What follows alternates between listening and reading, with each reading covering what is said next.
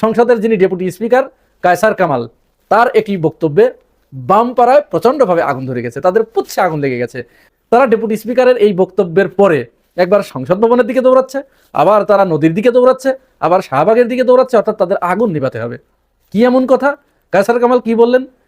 কায়সার কামাল তার কার্যপ্রণালী শুরু করার আগে তিনি যে টোটাল 297 জন সংসদ সদস্যের অভিভাবক এবং তিনি যে সবার স্পিকার, এইটা তিনি সেখানে উপস্থাপন করেন এবং তিনি একটা নিরপেক্ষ ভূমিকা রাখার জন্য অঙ্গীকার ব্যক্ত করেন। শুনুন তার বক্তব্য তিনি কিভাবে বলেছেন। খোলাফায়ে রাশিদিনের প্রথম খলিফা হযরত আবু বকর রাদিয়াল্লাহু আনহুর একটি অবিসংবাদিত ভাষণের কয়েকটি পংক্তি উল্লেখ করতে চাই। খেলাফতের দায়িত্ব নিয়ে অভিষেকের অভিভাষণে তিনি বলেছিলেন, আপনারা আমার উপর দায়িত্ব অর্পণ করলেও আমি আপনাদের মধ্যে শ্রেষ্ঠ মানুষ নই। আমি সঠিক থাকলে আপনারা আমাকে সাহায্য করবেন, আর ভুল করলে আমাকে শুধরে দিবেন। এই মহান উক্তির প্রতিধ্বনি করে আজ আমিও বলতে চাই, এই সংসদের মাননীয় সদস্যদের মধ্যে আমার চেয়ে জ্ঞানী, প্রজ্ঞাবান, উপযুক্ত ও অভিজ্ঞ অনেকেই আছেন। সম্মানিত অভিজ্ঞ সদস্যদের প্রতি বিনীত অনুরোধ করছি, দয়া করে আপনারা আমাকে সাহায্য করবেন, ভুল করলে শুধরে দেবেন, যাতে আমি সঠিকভাবে দায়িত্ব পালন করতে পারি। এই বক্তব্য শোনার পরে বামেরা, বিশেষ করে শাহবাগীরা অস্থির হয়ে গেছে, পাগল হয়ে গেছে। হ্যাঁ, এত বড় অনাচার জাতীয় সংসদের ভিতরে, খলিফা ওমরের কথা, ইসলামের কথা, এখানে কি সব জামাত ইসলাম হয়ে গেছে? মানে ওনাদের দৃষ্টিতে ইসলামের কথা বললেই সব জামাত ইসলাম। আর আপনি যত রাম, বাম, মোদি, হ্যাঁ, শর্মা, বিশ্বনাথ কর্ম, যা কিছু বলেন, ওইটা হচ্ছে ওদের বাপ। আব্বা আব্বা করে এখানে যে ওরা গদগদ হয়ে যায়, ওইখানে তাদের কোনো সমস্যা নেই। এরা স্রেফ ভণ্ডামো, বামপন্থা মানে স্রেফ একটা ভণ্ডামো। যাই হোক, কায়সার কামালের এই বক্তব্য বামেরা বাঁকা চোখে দেখলেও, তাদের পুচ্ছে আগুন লেগে গেলেও, পুরো বাংলাদেশের জনগণ, সংখ্যাগরিষ্ঠ মানুষ এখানে যারা, তারা প্রচণ্ডভাবে তাকে প্রশংসা করছেন। বিশেষ করে জাতীয় সংসদেই বিরোধী দলীয় নেতা এবং অন্যান্য বিরোধী দলীয় সংসদ সদস্যরা তাকে অভিনন্দন জানিয়েছে এবং তাকে প্রশংসা করেছে। এরপরে তিনি যথারীতি কার্যক্রম শুরু করেন। কার্যক্রম শুরু করার পরে আজকে বিরোধী দল, বিশেষ করে জামাত ইসলাম, তারা সেইভাবে নিজেদেরকে মেলে ধরতে পারেন নাই। শুরুতেই প্রচণ্ড সমালোচনা চলে আসে মানুষের পক্ষ থেকে, জনগণের পক্ষ থেকে। গাজীপুর থেকে যিনি নির্বাচিত হয়েছেন তরুণ সাংসদ সালাউদ্দিন আইয়ুবী, তার একটি বক্তব্যে প্রচণ্ডভাবে সমালোচনার জন্ম দিয়েছে। এমনকি তাকে কেউ মেরুদণ্ডহীন, অমেরুদণ্ডী প্রাণী কেঁচো বা সাপের সাথে বা তেলাপোকার সাথে উপমা দিচ্ছে কেউ কেউ। কারণ ডেপুটি স্পিকার তার নাম যখন ঘোষণা করেন যে গাজীপুর 4 আসনের জনাব সালাউদ্দিন আহমেদ বক্তব্য দিবেন এখন, তিনি তখন দাঁড়িয়ে বলেন যে আমার নাম সালাউদ্দিন আইয়ুবী। তখন ডেপুটি স্পিকার এটা সংশোধন করার আগেই তিনি দুঃখ প্রকাশ করছেন যে সরি, এখানে এইরকম লেখা ছিল। তখনই এই সালাউদ্দিন আইয়ুবী বলে ওঠেন যে আমি ধন্য বা ভাগ্যবান যে আমার নাম স্বরাষ্ট্রমন্ত্রীর সাথে মিলে গেছে, এরকম করে বলা হয়। গাজীপুর 4 থেকে নির্বাচিত মাননীয় সংসদ সদস্য জনাব সালাউদ্দিন আহমেদ। আসসালামু আলাইকুম। ধন্যবাদ মাননীয় স্পিকার। আমার নাম সালাউদ্দিন আইয়ুবী। আমি দুঃখিত, এখানে লেখা আছে ওইভাবে, হয়তো আমাদের লেখাতে একটু ভুল হয়েছে। সালাউদ্দিন আমি সৌভাগ্যবান, সম্মানিত স্বরাষ্ট্রমন্ত্রীর নামে উচ্চারণে আমার মাধ্যমে হয়েছে। তাকে আমি এই বিষয়টা যে তিনি খুব বেশি খারাপ বলে ফেলেছেন সংসদে, সালাউদ্দিন আহমেদ তিনি একজন বিজ্ঞ পার্লামেন্টারিয়ান, বিশেষ করে তিনি সংবিধান বিষয়ে যে অভিজ্ঞতা তার রয়েছে, এই অভিজ্ঞতার কারণে যারা বিরোধী দলের আসনে এখন আছে তাদেরকে ভুগতে হবে, প্রচুর ভুগতে হবে তাদেরকে। এক সালাউদ্দিনই তাদেরকে সংসদে কথা বলতে দেবেন না, পাত্তাই দেবেন না তাদের। তিনি সংবিধান সম্পর্কে এত জ্ঞান অর্জন করেছেন, এত ধারণা রাখেন। তারপরে তো একটা কথা আছেই তার সম্পর্কে যে তিনি শিলং থেকে অনেক কিছু শিখে এসেছেন। এই কথাগুলো যাই হোক, তিনি তো শিখেছেন। তো সংবিধান সম্পর্কে তার সামনে যেটা দেখলাম আজকে, বিশেষ করে তার সামনে দাঁড়িয়ে কথা বলার মতো কেউ নাই। এখন বিরোধী দলের সদস্যদের একমাত্র কাজ, তারা রাত দিন 24 ঘন্টা সংবিধান নিয়ে পড়ে থাকতে হবে, একদম ঠোঁটস্থ করে ফেলতে হবে, তাহলেই কেবল সালাউদ্দিন আহমেদকে কাউন্টার দেওয়া যাবে। বিরোধী দলীয় নেতা একটি বিষয় উত্থাপন করেছিলেন, মুলতবি প্রস্তাব চেয়ে। তিনি এই সংবিধান সংস্কার পরিষদের এই বিষয়ে আলোচনা আনতে চেয়েছিলেন।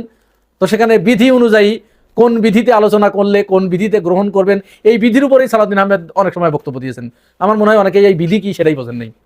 যদিও ডেপুটি স্পিকার তিনি বিধি 65 অনুযায়ী সেটি গ্রহণ করেছেন এবং আগামী 31শে মার্চ দিনের শেষ কার্য দিবস হিসেবে সেখানে 2 ঘন্টা সময় ওই বিষয়ে আলাপ করার জন্য বরাদ্দ রেখেছেন। কিন্তু এখানে তিনি সবাইকে ভুগিয়েছেন এবং সামনেও ভোগাবেন।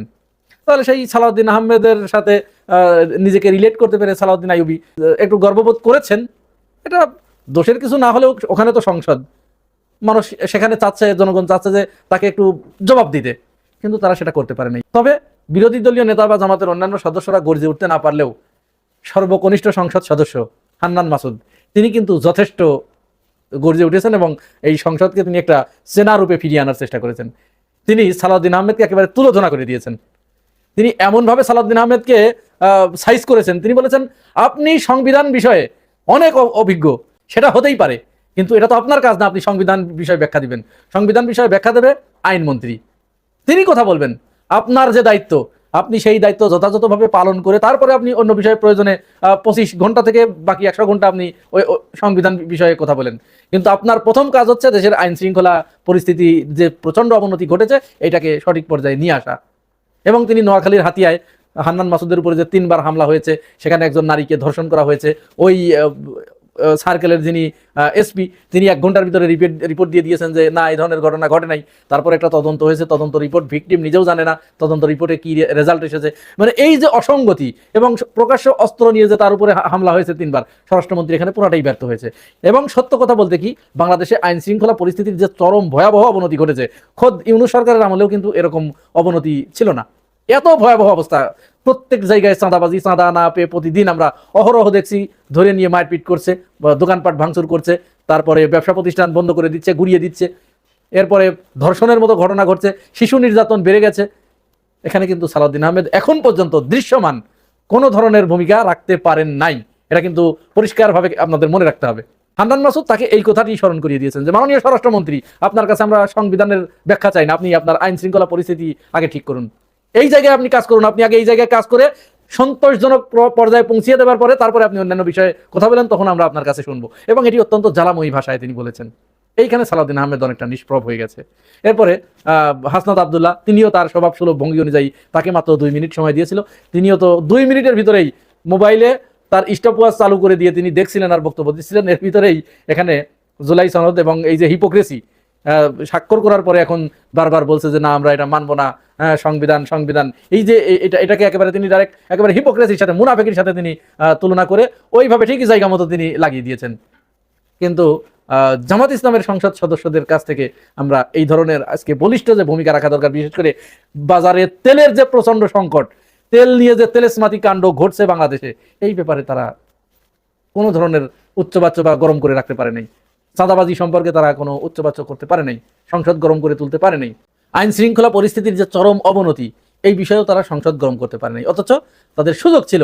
হান্নান মাসুদের মতো আর 2-3 জন যদি আজ এইভাবে বলতেন, তাহলে কিন্তু সংসদ অত্যন্ত প্রাণবন্ত হয়ে উঠত।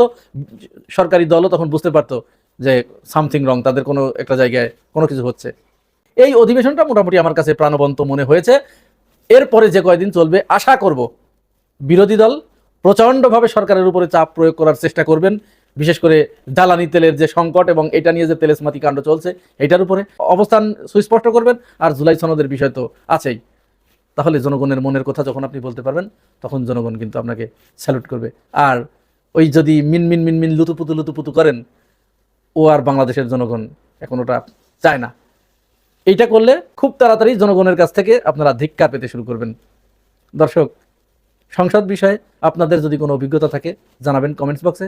আর ভিডিওটি ভালো লাগলে পাশে থাকবেন সাবস্ক্রাইব করে। আজ এ পর্যন্তই, আল্লাহ হাফেজ।